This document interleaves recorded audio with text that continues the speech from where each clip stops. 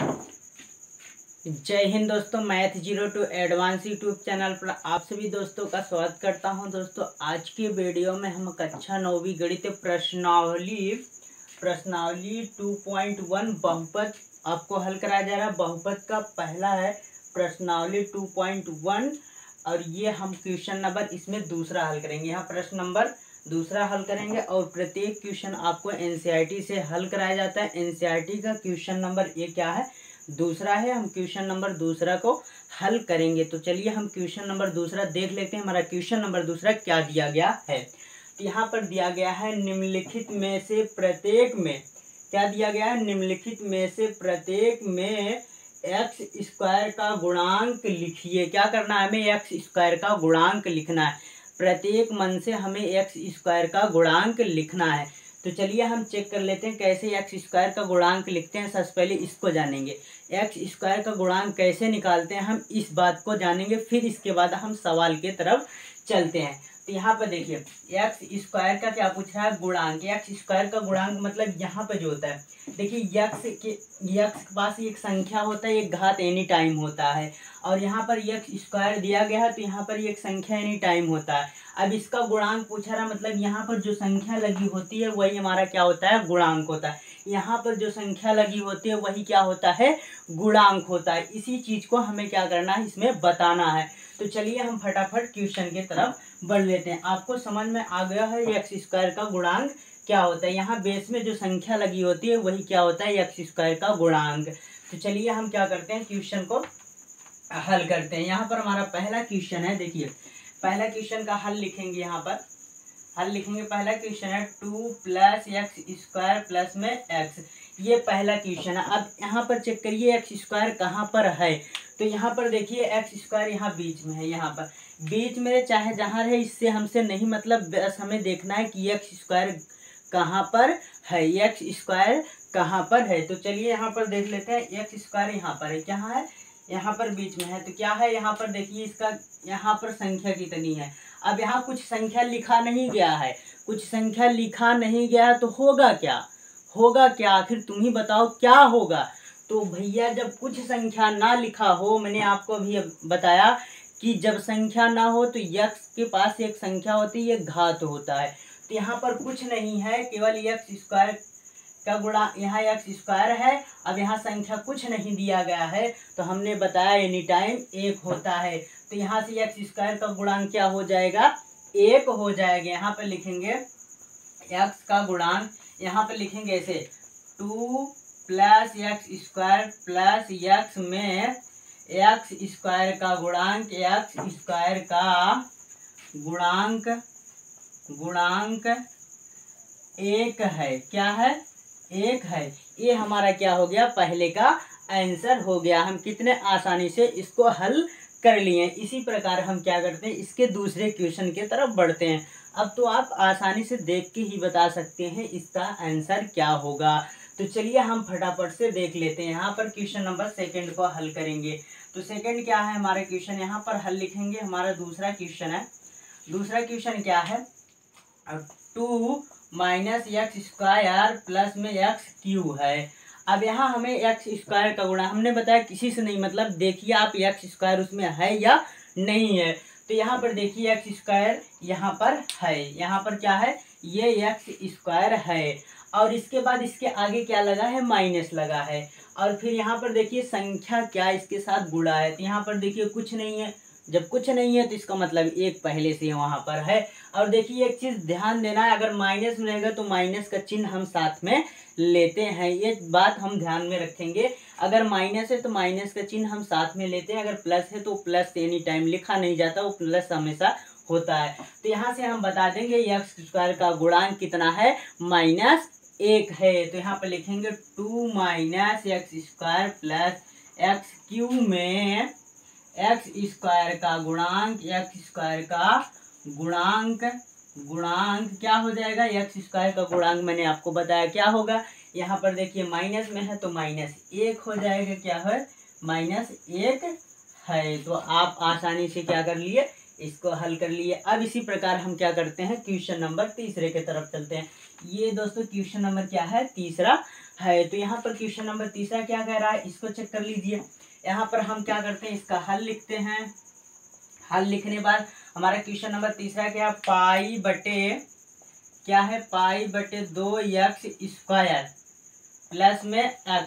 अब यहाँ पर देखिए हमें क्या किससे मतलब है, केवल x² से मतलब है, कोई संख्या उससे नहीं लेना देना, हमें केवल x² से मतलब है, क्योंकि यहाँ पर पूछ रहा है x² का गुणांक पूछ रहा है, इसे हमें किससे मतलब होगा, x से मतलब होगा। तो यहाँ पर देखिए x² का गुणांक क्या है, यहाँ पर x² का गुणांक, यहाँ देखिए x है, x² है, तो यहाँ पर x² का गुणांक किसके गुणा किसके साथ हुआ, पाई बटे 2 के साथ गुणा हुआ है। तो यहाँ से हम आसानी से बता सकते हैं x² का गुणांक क्या है, पाई बटे 2। तो यहाँ पर लिखिए आंसर में आप, यहाँ पर लिखेंगे लिखेंगे पाई बटे 2x² प्लस x में x² का गुणांक, x² का गुणांक क्या हो जाएगा, यहाँ पर क्या है, पाई बटे 2। तो यहाँ लिख देंगे पाई बटे 2 है। अब यहाँ पर क्वेश्चन नंबर हमारा क्या हो जाएगा, चौथा। अब दूसरे प्रश्न का क्वेश्चन नंबर चौथे की तरफ चलते हैं, देख लेते हैं क्वेश्चन नंबर चौथा हमारा क्या कह रहा है। तो यहाँ क्वेश्चन नंबर चौथा आपको दिख रहा होगा, यहाँ पर देखिए ये है। तो यहाँ पर चेक कर लेते हैं, यहाँ पर सबसे पहले हम इसका हल लिखेंगे। और क्वेश्चन नंबर चौथा क्या है, यहाँ पर दिया गया चौथा, करड़ी में 2x प्लस 1। अब यहाँ पर आप देख के बता सकते हैं x² का गुणांक यहाँ पर क्या होगा। तो सबसे पहले हम देखते हैं, यहाँ पर x² है ही नहीं है। जब x² नहीं है तो x² का गुणांक की बात कहाँ से हो रही है। तो इसका मतलब इसका गुणांक कुछ भी नहीं है, कुछ भी नहीं है, मतलब x² का गुणांक यहाँ पर 0 होगा। अगर x² नहीं है, उस स्थिति में अगर x² का गुणांक पूछ रहा है तो आप बता दीजिएगा कि x² का गुणांक क्या हो जाएगा, 0 हो जाएगा। तो यहाँ पर लिखेंगे, क्या लिखेंगे, लिखेंगे करड़ी में 2x प्लस 1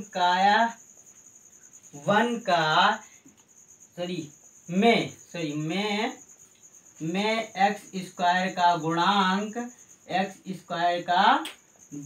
क्या है, x² का गुणांक 0 है। हमने बताया आपका क्या हो जाएगा, उस स्थिति में आपका x² का गुणांक 0 है। ये क्या हो जाएगा, आपका इन सवालों का आंसर हो जाएगा। तो इसी प्रकार हम इसमें हम क्या प्रश्नावली 2.1 का क्वेश्चन नंबर दूसरा हल किया। अब इसी में हम क्वेश्चन नंबर तीसरे की तरफ बढ़ते हैं। तीसरा क्वेश्चन हमारा क्या कहता है, उसके बेसिक से लेकर हम क्या करेंगे, पढ़ना शुरू करेंगे। जो चीज़ पूछ रहा है उसके पहले बारे में समझेंगे, फिर हम क्वेश्चन को लगाएंगे। तो चलिए हम अगले क्वेश्चन नंबर तीसरा दिख रहा है, यहाँ पर तीसरा क्वेश्चन नंबर क्या कह रहा है, चलिए हम इस क्वेश्चन को पढ़ते हैं, इसके बाद समझते हैं इसको कैसे सॉल्व करेंगे। तो चलिए हम क्वेश्चन को पढ़ते हैं। यहाँ पर क्वेश्चन क्या दिया गया, ये क्वेश्चन नंबर कौन सा है, क्वेश्चन नंबर आपका ये तीसरा है, ये क्वेश्चन नंबर आपका तीसरा है। यहाँ पर दिया गया है 35 घात के द्विपदी का और 100 के एक पदी का एक उदाहरण दीजिए। क्या करना है, 35 घात के द्विपदी और 100 के एक पदी का एक हमें क्या करना, उदाहरण देना है। यहाँ पर हमारा क्वेश्चन कह रहा है हमें एक पदी और क्या करना है, एक पदी 35 घात का 2 पदी और 100 के घात का एक पदी का उदाहरण देना। सबसे पहले हम समझते हैं पदी, एक पदी द्विपदी हमें आता होगा तब ना हम उदाहरण देंगे, ये चीज़ तो हमें आता नहीं। सबसे पहले हमें बहुपद समझना पड़ेगी, इस चीज़ को हम थोड़ी सी समझकर इसके बाद हम क्वेश्चन को हल करेंगे। तो चलिए हम यहाँ पर बहुपद को समझते हैं। यहाँ पर देखिए बहुपद जो होता है क्या होता है, बहुपद को हम क्या करते हैं, बहुपद का मतलब बहुत सपद। अब इसका मतलब होता है बहुत सपद होता है। अब देखिए बहुपद को हम 3 प्रकार से विभाजित करते हैं, एक तो पदों के आधार पर विभाजित करते हैं, एक चरों के आधार पर विभाजित करते हैं, एक घातों के आधार पर विभाजित करते हैं। यहाँ पर हम क्या करेंगे, पदों के आधार पर जानेंगे। यहाँ पर हमारा पदों के आधार पूछा है तो हम पदों के आधार पर जानेंगे। तो चलिए यहाँ पर देखिए बहुपद जो होता है पदों के आधार पर 3 होता है, तो सॉरी 4 होता है। कितना होता है, पदों के आधार पर बहुपद 4 होता है। यहाँ पर लिखेंगे पदों के आधार पर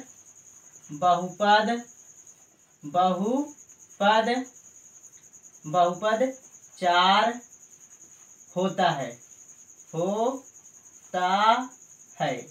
क्या होता है आपको बताएगा। पदों के आधार पे बहुपद 4 होता है, ये चीज हमें आना चाहिए। पदों के आधार पे 4 होता है, ये कौन कौन सा? एक होता है एक पदी बहुपद, क्या होता है? एक पदी बहुपद, क्या होता है? बहुपद। और दूसरा होता है द्विपदी बहुपद, द्विपदी बहुपद। और क्या होता है? तीसरा होता है यहाँ पर होता है त्रिपदी बहुपद, क्या होता है? बहुपद। और चौथा होता है शून्य पदी बहुपद, क्या होता है? ये पदों के आधार पे बहुपद 4 होता है, एक पदी बहुपद, द्विपदी बहुपद, त्रिपदी बहुपद, शून्य पदी बहुपद। सबसे पहले ये चीज हमें आना चाहिए, द्विपदी बहुपद क्या होता है, शून्य पदी बहुपद क्या होता है, त्रिपदी बहुपद क्या होता है। ये चीज हमें आता रहेगा तो हम क्या करेंगे, इस क्वेश्चन को आसानी से फटाक से जवाब देंगे, सेकंडों में जवाब दे देंगे, 1 सेकंड भी नहीं लगेगा इसका जवाब देने में।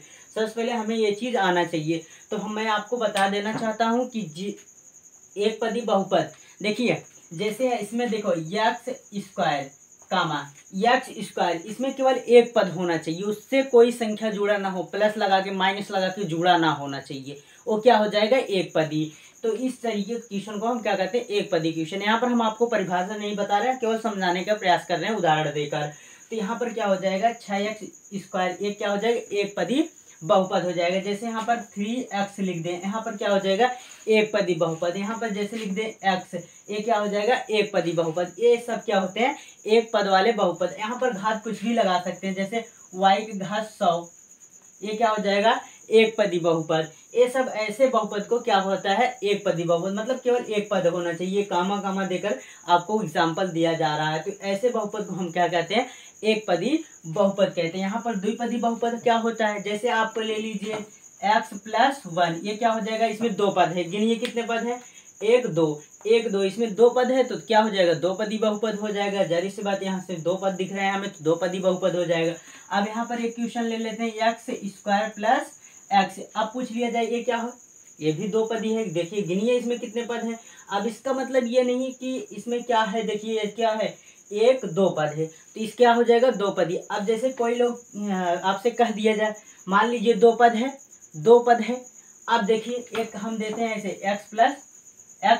अब इसमें देखिए ये क्या होता है? दो पदी बहुपद नहीं होगा, क्योंकि ये दोनों जुड़ जाएंगे तो क्या हो जाएगा? 2x, एक पदी बहुपद हो जाएगा।